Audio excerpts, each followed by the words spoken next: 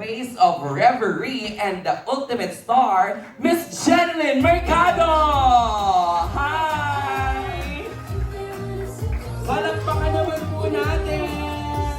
Opisyal nang ipinakilala si Kapuso Ultimate Star Jeneline Mercado bilang bagong mukha ng Reverie ng Beauty Derm sa ginanap na grand contract signing at press launch nitong May 6 sa Soler Resort North. Ang event ay pinangunahan ni Beauty Derm President and CEO Ray Anicochetan kung saan opisyal na ring ipinakilala ang Reverie products na tampok ang air at fabric fresheners na idinisenyo para magbigay ng luxurious at relaxing atmosphere sa bahay.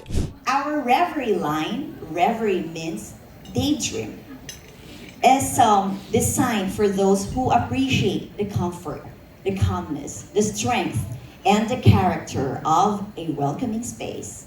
And to the ultimate star and the new face of Reverie, Miss Jeneline Mercado Ho, thank you for graciously and sincerely bringing Reverie into your home. Ayon sa aktres, importante para sa kanya ang pagkakaroon ng malinis at mabangong personal space, lalo na sa bahay at kwarto.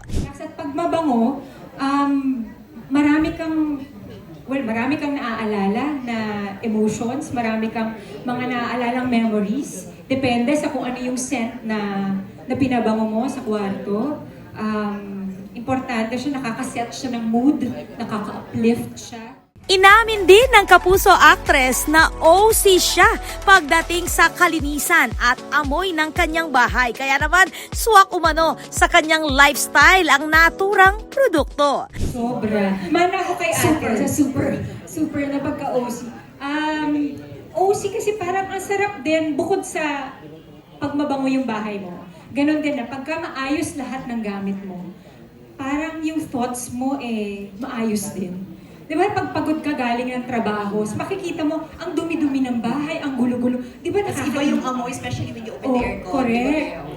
Ang mood mo agad, ano ba yan? Ang gulo, di ba? Ang baho, di ba?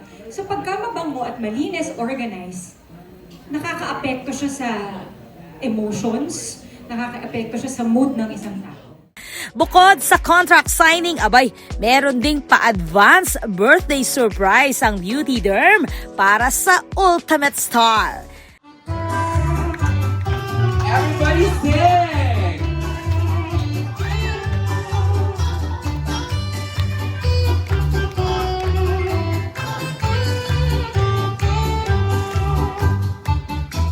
This is Patricia Mamangon on the spot.